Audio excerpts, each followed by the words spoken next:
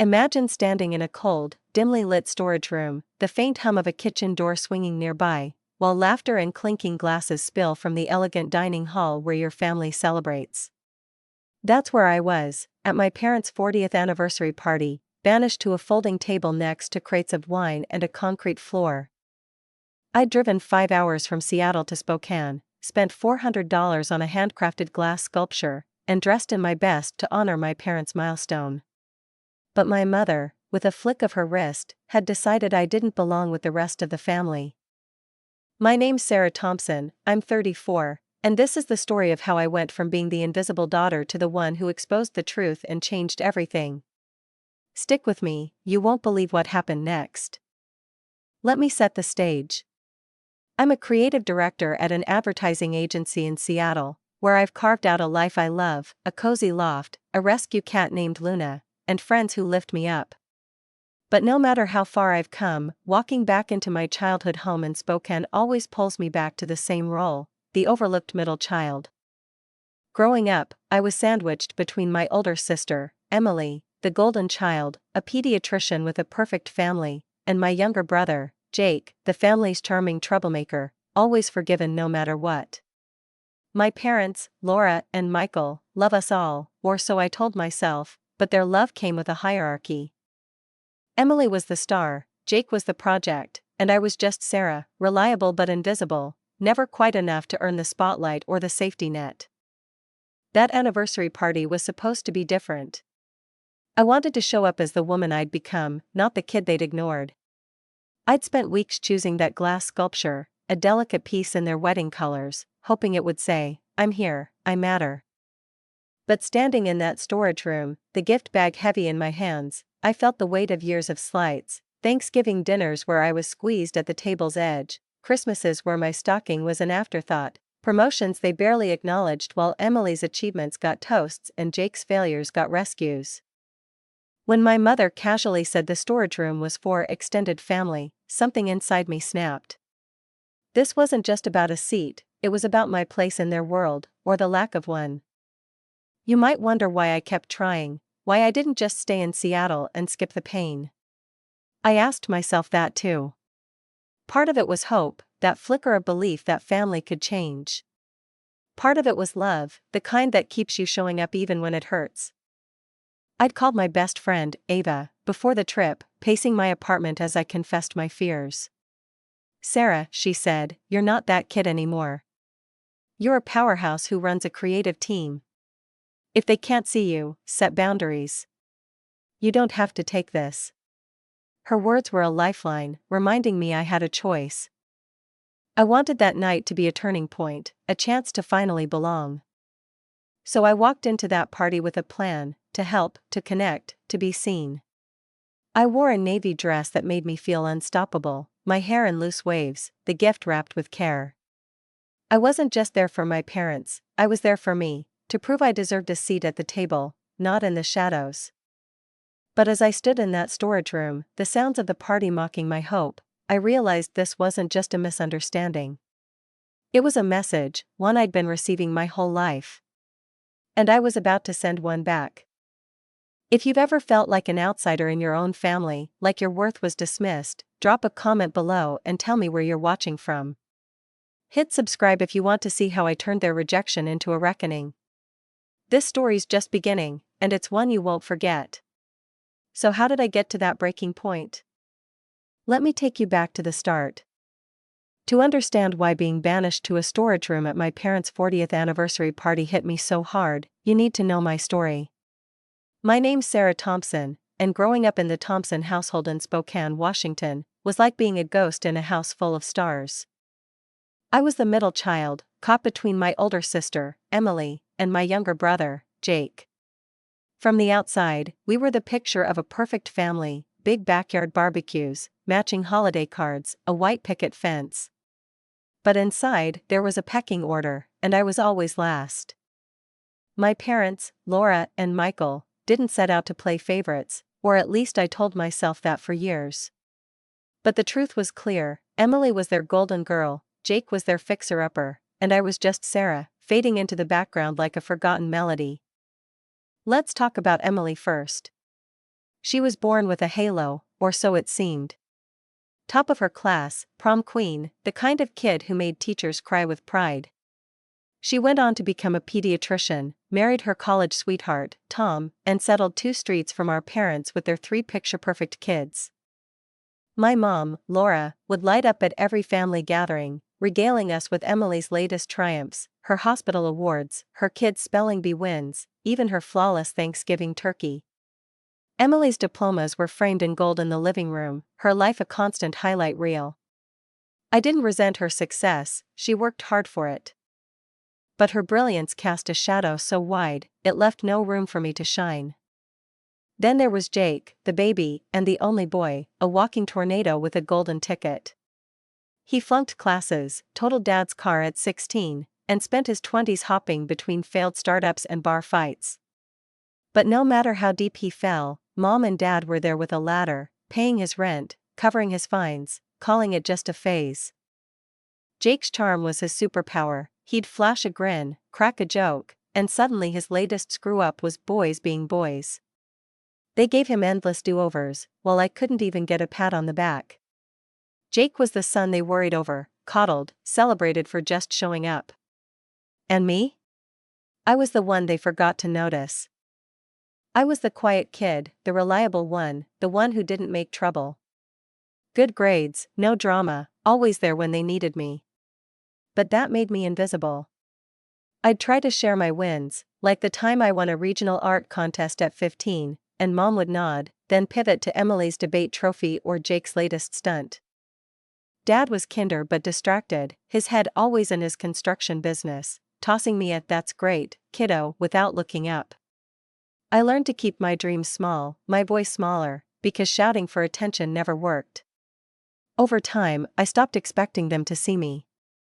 I told myself it didn't matter, but every slight was a pebble in my shoe, wearing me down. The examples piled up, each one a quiet wound. 2 years ago, at a family reunion, I arrived with a homemade dessert, only to find my seat at the dinner table was a folding chair wedged by the kids, my plate half off the edge. Jake's girlfriend of a month sat next to mom, fawned over like royalty. Last Easter, I shared that I'd been promoted to creative director at my Seattle agency, a huge deal. Mom said, "That's nice," then launched into a story about Emily's new clinic. Dad forgot to ask about it later. Christmases were the worst. I'd spend weeks picking thoughtful gifts, like the custom photo album I made one year, only to get a generic scarf from a clearance bin, while Emily's kids got overflowing stockings and Jake got a new phone to replace the one he'd smashed. I left Spokane at 18, desperate for a place where I could be more than Emily's shadow or Jake's babysitter. Seattle was my salvation. Art school woke me up, I found my voice in design, my passion in telling stories through visuals. I made friends who saw me, not my siblings' baggage. After college, I landed a job at a top ad agency, climbing to creative director by 32. I built a life I'm proud of, a loft filled with sketches, a cat named Luna who naps on my desk, a best friend, Ava, who's family in every way that matters. In Seattle, I was Sarah Thompson, not the middle kid. But Spokane had a way of pulling me back, like a tide I couldn't escape. Every visit home was a reset button to childhood. I'd walk into my parents' house, and within minutes, I was 13 again, unseen. Mom would spend the first hour updating me on Emily's perfect life or Jake's latest crisis, barely asking about my world. Dad would give me a quick hug, then retreat to his workshop, leaving me with mom's backhanded comments. "Still doing those drawings?" she'd ask, as if I wasn't leading campaigns for global brands. I'd smile, swallow the hurt, and keep trying, because that's what I did. Each visit left me emptier, questioning why I wasn't enough, why I kept knocking on a door that never opened. I tried to connect. I'd call to share good news, like when my team won a national ad award, only to hear mom pivot to Jake's new job or Emily's charity run. I'd invite them to Seattle, sending photos of my loft, my office, hoping they'd visit. They never did. Emily got weekend trips from mom and dad, Jake got emergency cash for his emergencies. Me? I got texts asking if I'd be home for the next holiday. I started to see it, I was the one who'd left, the one they thought didn't need them. But needing and deserving are different. I deserved their time, their pride, their presence, not just their afterthoughts. That anniversary party was my chance to break the cycle. I'd been in therapy, learning to value myself, to speak up. I was ready to show up as Sarah, the woman who'd built a life from scratch, not the girl they'd ignored. I'd packed that glass sculpture, planned to share my latest projects, even dreamed of inviting them to my next Seattle exhibit. But standing in that storage room, their dismissal louder than ever, I knew hope wasn't enough. Something had to change, and it was going to start with me. If you've ever felt like you're screaming to be seen in a room that doesn't care, you know this ache. It's why I'm sharing this story. So how did I go from that quiet kid to the woman ready to face her family's neglect head-on? Let's rewind to the moment I decided to go to that party. Hope is a stubborn thing, isn't it? It clings to you, even when you know better, whispering that this time, things could be different. That's where I was before my parents' 40th anniversary party in Spokane, Washington. My name's Sarah Thompson, and at 34, I was done being the invisible middle child, overshadowed by my sister Emily's perfection and my brother Jake's chaos. I'd spent years fading into the background of my family's story, but this celebration felt like my chance to step into the light. I wasn't just going to show up with a gift, I was going to show up as the woman I'd become, a creative director from Seattle with a life I'd built from scratch. I wanted to rewrite my place in the Thompson family, to finally be seen. Little did I know, that night would test everything I'd prepared for. The weeks leading up to the party were a blur of careful planning. I wanted my parents, Laura and Michael, to feel my love, to see my effort. I spent hours searching for the perfect gift, settling on a handcrafted glass sculpture, a swirling piece in their wedding colors of ivory and sage, etched with their initials. It cost $400, but it wasn't about the money, it was about meaning. That sculpture was my way of saying, I'm here, I care, I'm part of this. I wrapped it in silver paper, adding a card that read, "To Mom and Dad, 40 years of love, from Sarah." I imagined them displaying it proudly, maybe even mentioning it to their friends, a small nod to the daughter they'd overlooked for so long. But I knew hope wasn't enough.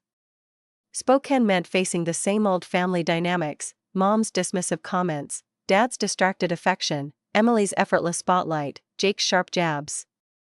I'd left too many family gatherings feeling smaller, my worth chipped away by their indifference. This time, I needed a shield. A week before the trip, I called my best friend, Ava Mitchell, my rock since our art school days in Seattle. I paced my loft, Luna my cat trailing me, as I poured out my anxiety. "Ava, I want this party to be a turning point," I said, my voice tight. "I'm tired of being the one they ignore. But what if I try and they still don't see me? What if I'm just setting myself up to hurt again?" Ava's voice was steady, fierce. "Sarah, you're not that kid anymore. You're a creative director who runs a team, who designs campaigns that stop people in their tracks. You've built a life that's yours, not their shadow. If they can't see that, that's on them, not you. But you've got to show up as you are, not who they expect. Set boundaries. If your mom dismisses you or Jake starts his nonsense, call it out. And if it's too much, you walk away. You don't owe them your silence." Her words lit a fire in me, a reminder that I had power, that I could choose how to face this. I hung up feeling like I'd been handed a map, one that led to courage instead of compliance. That call became my guide. I leaned into the therapy work I'd been doing, practicing how to navigate tough moments. In my journal, I wrote phrases like, "I feel hurt when my contributions are overlooked," or "I deserve to be respected." Simple, but for someone who'd spent decades swallowing her feelings, they were radical. I even rehearsed with Ava over coffee, testing responses to Mom's inevitable digs or Jake's sarcasm. "You're ready," Ava said, her eyes sparkling. "You're not just going to that party, you're claiming your space." I smiled, nervous but determined, feeling like I was arming myself for battle, not with anger, but with truth. I made a deliberate choice to stay at a hotel in Spokane, not my parents' house. Every past visit, Mom would rope me into hours of chores, chopping vegetables, hanging decorations, while Emily and Jake showed up last minute, basking in the glory. Not this time. I booked a room at a charming inn downtown, picturing myself sipping tea in peace, free from Mom's endless tasks. It was a boundary, a quiet way of saying, I'm here, but I'm not your helper. That decision gave me a sense of control, a foundation to stand on before walking into the family storm. The day before the trip, I stood in front of my mirror in Seattle, trying on the navy dress I'd bought for the occasion. It was sleek, elegant, with a neckline that made me feel like I could command a room. I turned, catching my reflection, and whispered to Luna, curled on the bed, "This is it, girl. No more hiding." I packed carefully, the glass sculpture, my journal, a portfolio of my latest ad campaigns to share with Dad, hoping he'd ask about my work. I wasn't just packing a suitcase, I was packing resolve, every item a reminder of the woman I'd become outside Spokane's pole. The 5-hour drive to Spokane was my final preparation. I played my favorite playlist, belting out songs that made me feel strong, and rehearsed my approach. I'd arrive early, help with small tasks to show I cared, but not let Mom turn me into her assistant. I'd share stories about my Seattle life, invite them to my next exhibit, and if anyone crossed a line, I'd speak up, calm but clear. I pictured Mom's face softening, Dad listening, Emily asking questions. It was a fragile dream, but it carried me through the snowy roads, the winter light glinting off the mountains. By the time I reached Spokane, my heart was racing, but I was ready. This wasn't just a party, it was my chance to change the story. Maybe I was too hopeful, too trusting that a single night could shift years of neglect. But in that moment, I believed I could make them see me. I was wrong about many things, but not about my worth. That party would break something open, and I was about to find out how. Want to know what happened when I stepped into that celebration? Keep watching, because it's about to get real. Sometimes, hope blinds you to the truth you've always known. I walked into my parents' 40th anniversary party in Spokane, Washington, carrying that hope like a torch, believing I could finally claim my place in my family. My name's Sarah Thompson, a 34-year-old creative director from Seattle, who'd spent years as the invisible middle child, overshadowed by my sister Emily's brilliance and my brother Jake's chaos. I'd driven 5 hours, spent $400 on a handcrafted glass sculpture, and dressed in a navy gown, armed with therapy-honed courage to rewrite my story. I was ready to face my parents, Laura and Michael, and show them I belonged. But within minutes of arriving at the Emerald Hall, that hope flickered, and by the time I was led to a storage room, it was nearly snuffed out. This wasn't just a party, it was a mirror, reflecting my family's neglect in stark clarity. I arrived at the Emerald Hall 30 minutes early, a habit born of punctuality and a desire to prove I cared. The venue was stunning, crystal chandeliers, panoramic city views, tables draped in white linens. My navy dress felt like armor, the glass sculpture safe in a padded gift bag. I'd stayed at a hotel to avoid being Mom's errand girl, but I offered to help with small tasks, adjusting centerpieces, greeting early guests, hoping to feel part of the celebration. The air buzzed with anticipation, the scent of roses and roasted lamb mingling as staff bustled. For a moment, I let myself believe this could be the night I'd dreamed of, where my family would see me, not just the daughter they'd forgotten. But then I saw Mom, directing the staff like a conductor, her silver dress sparkling with every move. "Sarah, you're here," she said, air-kissing my cheek to avoid smudging her makeup. "Can you help the florist? The arrangements look sparse." No warmth, no welcome, just a task. Classic Laura Thompson. I forced a smile, said, "Happy anniversary, Mom," and gave her a hug, her body stiffening to protect her outfit. I spent the next 20 minutes tweaking already perfect flowers, watching as the real party took shape. Emily arrived with her husband Tom and their kids, dressed like a catalog family, Mom squealing over their outfits. Jake strolled in, surprisingly polished in a suit, his recent job at Dad's company earning him a warm embrace. Even our cousin Ryan slipped in, the same Ryan who'd stolen $1,000 from my parents' safe years ago, yet here he was, greeted like a prodigal son. I kept busy, greeting relatives, smiling through small talk, but a knot grew in my stomach as guests were seated. The main dining room filled with elegantly set tables, name cards marking each place. I approached Mom, who was checking her clipboard. "Where am I sitting?" I asked, scanning for my name. She didn't look up. "Oh, we had last-minute adjustments. You're in the side room, near the kitchen. It's for extended family." My heart sank. "The side room?" I repeated, confused. "Not with you and Dad?" She waved a hand. "We couldn't fit everyone in the main room." "It's fine, Sarah. Go see." Her tone was dismissive, like I was overreacting to a minor detail. Bewildered, I followed her through a service door, my heels echoing on the tile. The side room was a converted storage space, a glorified garage with a concrete floor half covered by a rug. A folding table sat under harsh fluorescent lights, draped in a too-small tablecloth, surrounded by mismatched chairs. A single vase of wilted flowers stood in the center, a pathetic nod to decoration. Boxes of wine and linens were stacked in a corner, barely hidden by a screen. The kitchen door swung open every few seconds, servers rushing through with trays for the real party. I stood frozen, the gift bag heavy in my hands, the sound of laughter from the main room a cruel contrast to the hollow emptiness around me. This wasn't a seat, it was exile, a physical manifestation of my place in the family. I set my purse on a chair and walked back to the doorway, peering into the main dining room. There they were, Mom and Dad at the head table, Emily and her family to Mom's right, Jake to Dad's left. Ryan sat 2 seats from Dad, laughing over a glass of champagne. Aunts, uncles, even neighbors had prime spots, while I, their daughter, was relegated to the storage room. I counted 3 empty chairs in the main room, mocking Mom's space constraints excuse. My chest tightened, disbelief giving way to a raw, familiar pain.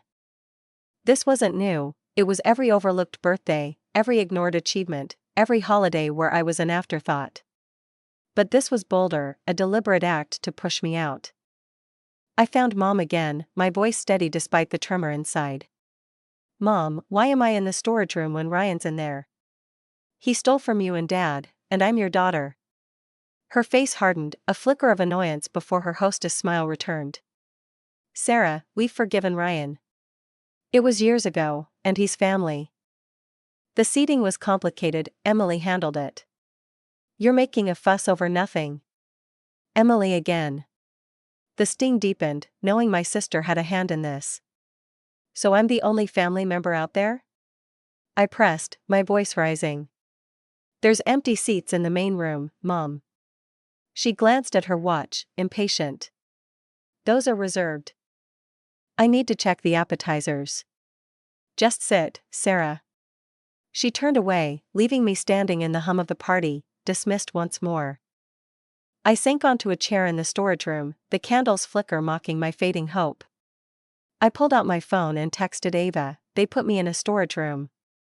Ryan's at the main table. I'm done." Her reply was instant, "What the hell? That's not okay, Sarah. Don't let them treat you like this." I stared at her words, my heart pounding. Servers began trickling in, setting out picked-over appetizers, their faces apologetic as they glanced at me. Through the doorway, I saw Mom beaming at Emily, Dad clapping Jake's shoulder, Ryan telling a story that had the table laughing. The dam inside me cracked, years of hurt flooding through. This wasn't a mistake, it was a choice, my mother's choice, to make my exclusion undeniable. I overheard her voice from the main room, light and casual, speaking to Emily, "Sarah's fine out there. She's used to being on her own." The words were a blade, slicing through my last shred of denial. I stood, my hands trembling but resolute, the gift bag still at my side. I'd come to this party to be seen, to belong, but they'd made it clear I didn't. Enough was enough.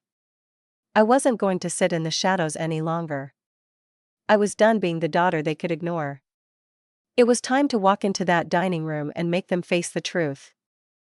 If you've ever been pushed out by the people who should love you most, you know this moment, the one where you decide to fight back. Want to know what I did next?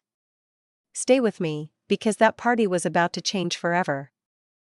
There's a moment when you realize silence has cost you too much. For me, that moment came at my parents' 40th anniversary party in Spokane, Washington, standing in a cold storage room while my family celebrated without me. My name's Sarah Thompson, a 34-year-old creative director from Seattle, who'd spent a lifetime as the invisible middle child, eclipsed by my sister Emily's perfection and my brother Jake's chaos. I'd driven 5 hours, spent $400 on a handcrafted glass sculpture, and walked into the Emerald Hall hoping to claim my place. But my mother, Laura, had relegated me to a folding table among wine crates, while even our cousin Ryan, a known thief, sat in the main dining room. Her casual dismissal, "It's for extended family," and her overheard words to Emily, "Sarah's fine out there, she's used to being on her own," lit a fire in me. I was done being erased. It was time to make them hear me. I walked from the storage room into the main dining room, my navy dress catching the chandelier's glow, my heels clicking like a metronome counting down to truth. The room was a vision of elegance, white linens, flickering candles, my parents, Laura and Michael, at the head table, surrounded by Emily, her husband Tom, their kids, Jake and Ryan. My father was mid-speech, toasting to 40 years of love, when I stepped into the center, my heart pounding but my resolve ironclad. "Dad, I need to interrupt," I said, my voice steady despite the storm inside. "I wasn't going to make a scene, but I can't sit in a storage room next to wine crates while you celebrate family. Mom put me there, said it's for extended family, but I'm your daughter, and I'm the only one out there." The room went silent, forks pausing midair, eyes widening. Mom's face flushed, her silver dress suddenly too bright against her shock. "Sarah, this is neither the time nor place," she snapped, her voice a low hiss. "You're embarrassing us." I laughed, a sound raw with years of hurt. "Embarrassing you? Mom, you banished me to a garage while Ryan, who stole $1,000 from you and Dad, sits here. You told Emily I'm fine being alone, like I don't matter. If anyone's making a scene, it's you." I turned to the table, my gaze sweeping over Emily's stunned expression, Jake's uneasy shift, and Dad's furrowed brow. I drove 5 hours, spent $400 on a gift to honor this family, but apparently, I'm not part of it. I pulled the glass sculpture from its bag, its etched initials glinting in the light. "This was for you, Mom and Dad," I said, holding it up. "I chose it to celebrate your love, your legacy. But I'm done pretending I belong when you've made it clear I don't." I set it on the table, the soft clink echoing in the hush. Ryan looked down, his champagne untouched. Jake muttered, "Sarah, chill, it's just a seat." "Just a seat?" I shot back, my voice rising. "It's every time you've dismissed me, Jake, every time this family's let you. It's Mom lying to keep me out of the way." I gestured to the room, where aunts, uncles, and neighbors exchanged shocked glances. "I've been trying to be part of this family my whole life, but you make it impossible." Mom stood, her chair scraping back. "That's enough, Sarah. We had space constraints. The seating was tricky, Emily worked on it." Emily's head snapped up, her composure cracking. "Mom, you told me Sarah asked to sit separately, that she needed space." My breath caught, disbelief surging. "You told her what?" I demanded, staring at Mom. "You lied to Emily, to everyone, to shove me in that storage room?" Jake spoke, his tone defensive. "Mom said you were coming late, Sarah, that you might not stay. I didn't know you were here." The lies unraveled, each one a thread tearing apart the family's carefully woven facade. I looked at my siblings, seeing confusion on Emily's face, uncertainty on Jake's. "So you all believed I'd skip my parents' 40th anniversary?" I asked, my voice breaking. "That I'd choose to sit alone?" Dad's voice cut through, heavy with shock. "Sarah, you were in a storage room? I thought you were helping your mom and would join us." I turned to him, searching his eyes. "You didn't know?" I asked, softer now. He shook his head, his face pale.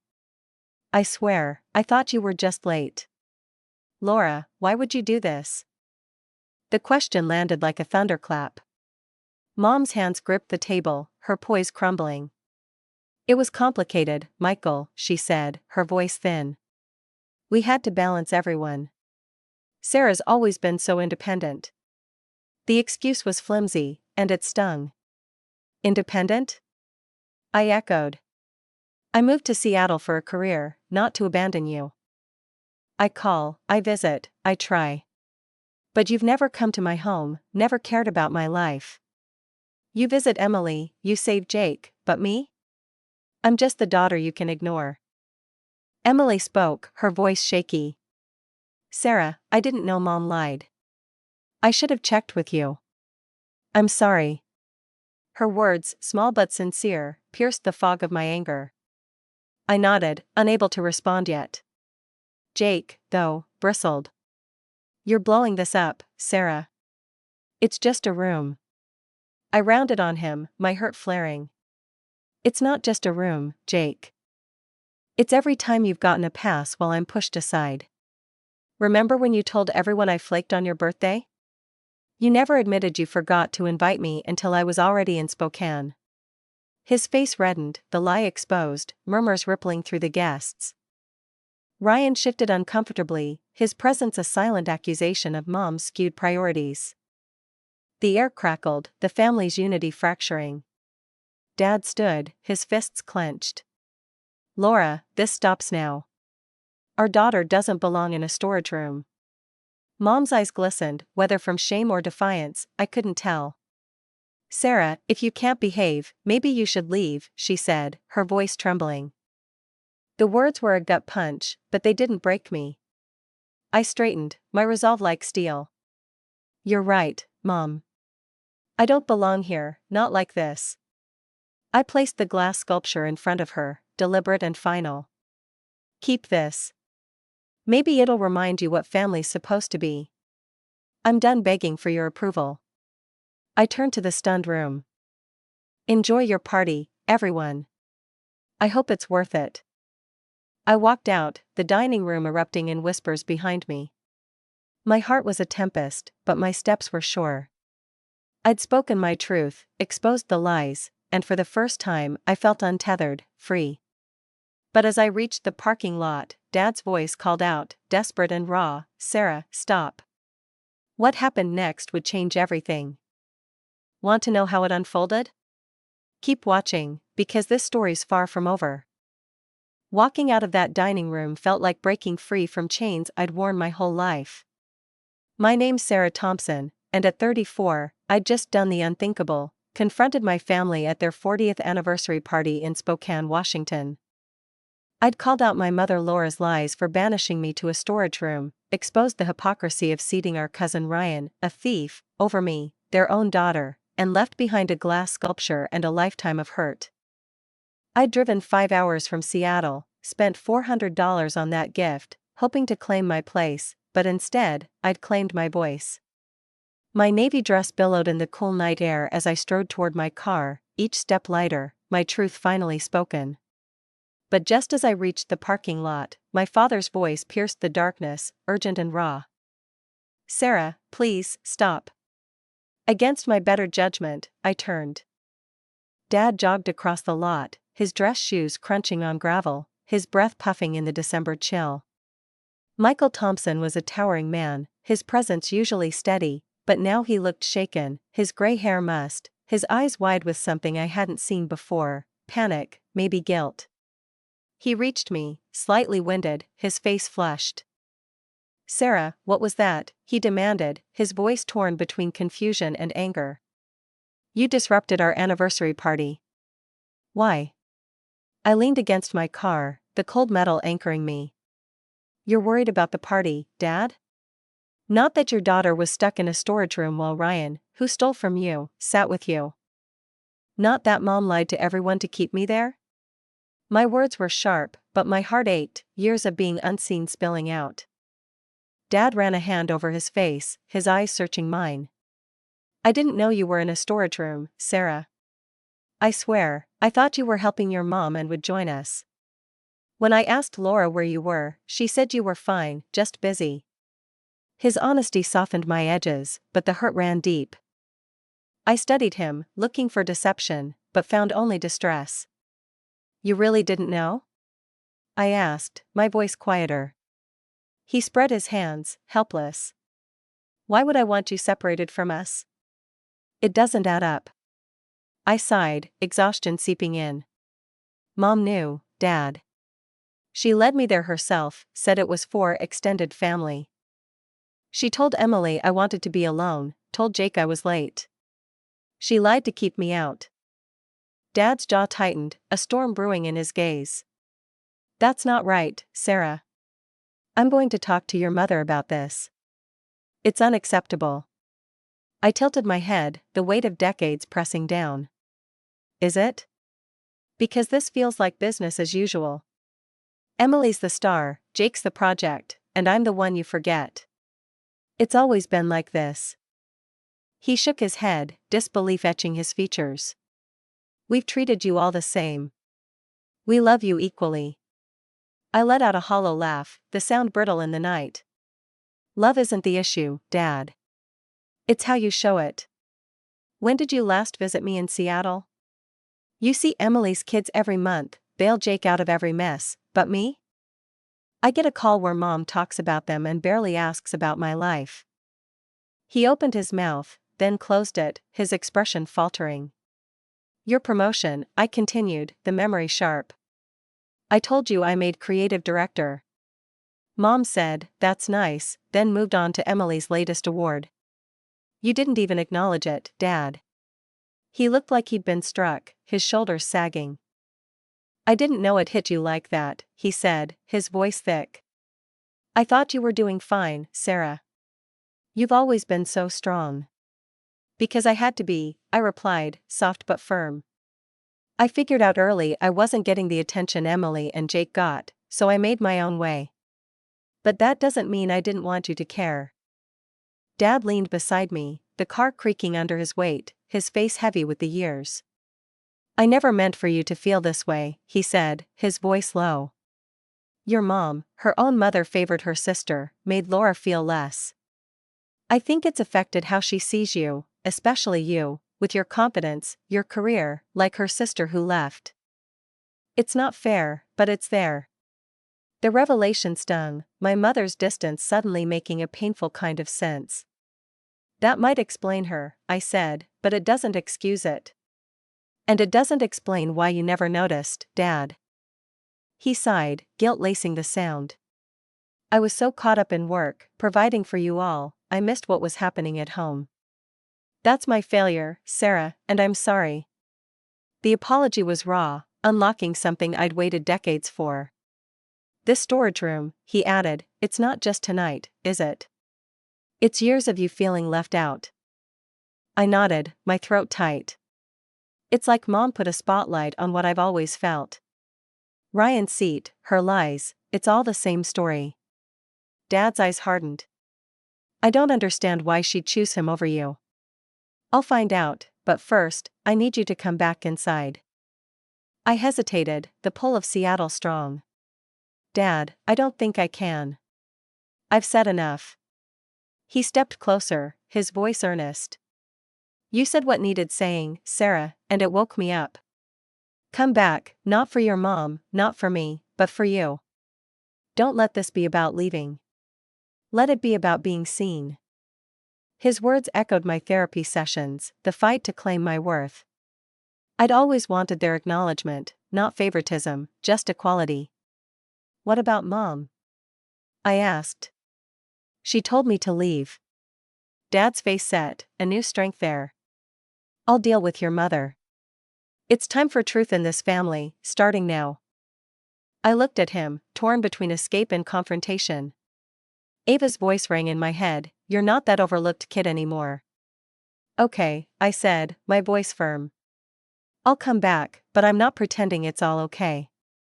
Dad's eyes softened, a faint smile breaking through. I wouldn't want you to. Your honesty's always been your strength, Sarah. I've always seen that. The small praise, his recognition, was a spark of healing, fragile but real. We turned toward the hall, walking side by side, the night air sharp with possibility. I didn't know what waited inside, but I was ready to face it. What happened when we walked back into that room? Stay with me, because this story's about to take a turn you won't expect. Returning to the dining room felt like stepping onto a tightrope stretched across a canyon of raw emotions. My name's Sarah Thompson, and after 34 years of being the unseen middle child, I'd just appended my parents' 40th anniversary party in Spokane, Washington. I'd confronted my mother Laura's lies for banishing me to a storage room, called out the injustice of seating our cousin Ryan, a thief, over me, and walked out, leaving a glass sculpture and my truth behind. My father, Michael, had chased me down, his apology and plea pulling me back, not for them, but for myself. Now, as we re-entered the Emerald Hall together, the air was heavy with tension, but for the first time, I felt the possibility of being truly seen.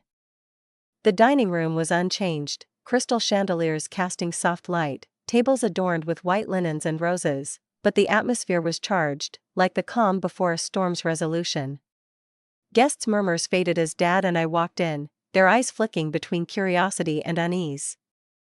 Mom stood near the head table, her silver dress shimmering, her face a tight mask of composure barely holding. Emily, my golden child sister, sat with her husband Tom and their kids, her expression torn between guilt and concern. Jake, my troublemaker brother, slouched beside his girlfriend Claire, his gaze fixed on his plate. Ryan looked uneasy, his wine glass untouched. Dad's hand rested on my shoulder, a steady anchor as he spoke, his voice unwavering. Sarah's sitting with us now. We're making room. Mom's eyes narrowed, but she didn't resist. Fine, she said, her voice clipped, nodding to a server. Add a place for Sarah. It wasn't an apology, not even close, but it was a surrender, a fracture in her iron grip.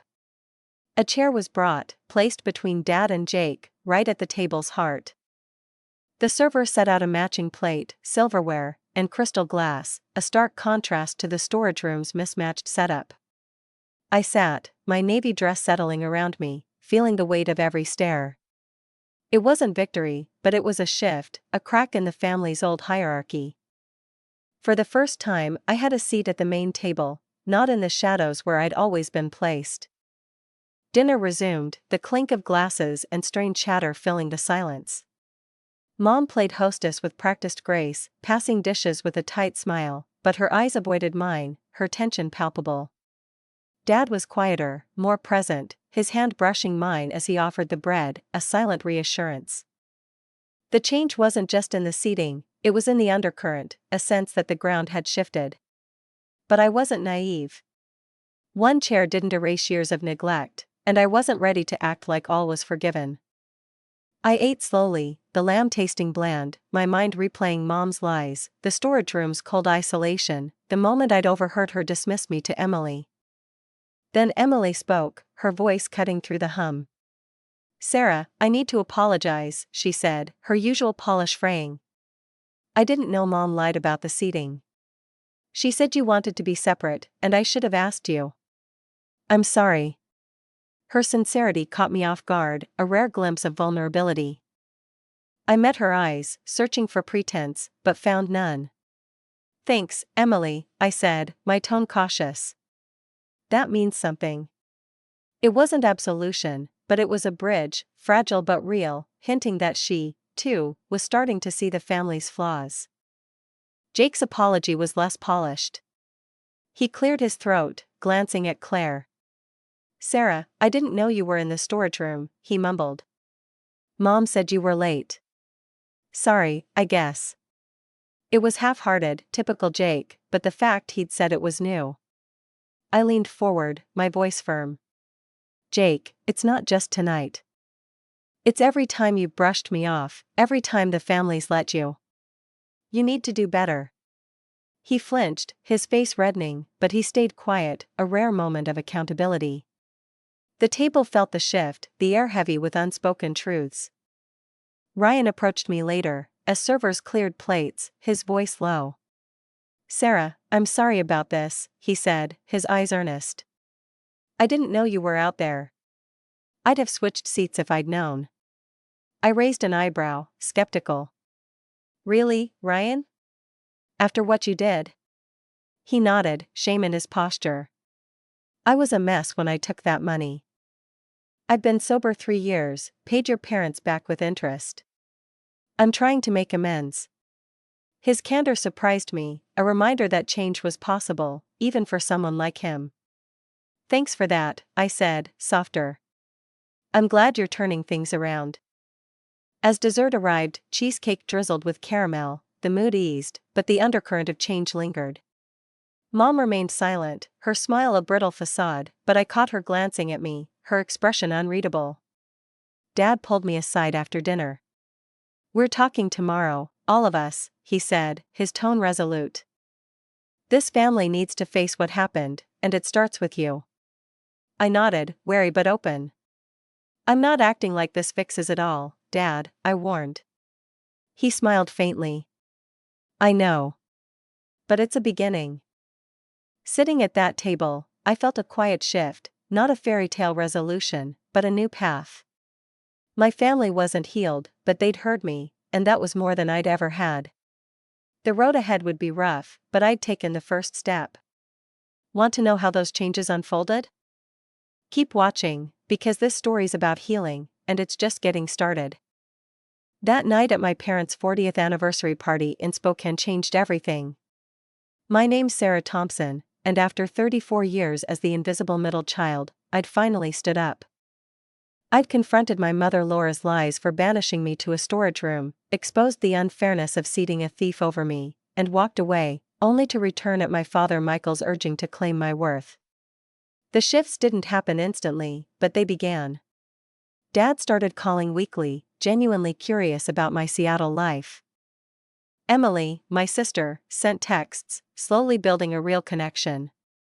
Even Mom made an effort, mailing a card for my latest ad campaign win, her first acknowledgement of my career. Months later, I invited them to a Seattle gallery show, one they'd skipped before. This time, they showed up, Dad admiring my designs, Emily asking questions, Mom quietly present. It wasn't perfect, but it was a start. That night taught me a truth I'll never forget: you deserve respect, not for your achievements, but for being you. Speaking up wasn't selfish, it was vital. Letting family, or anyone, diminish you doesn't help anyone. The bravest act is saying, "This isn't right," and demanding better, even when it's hard.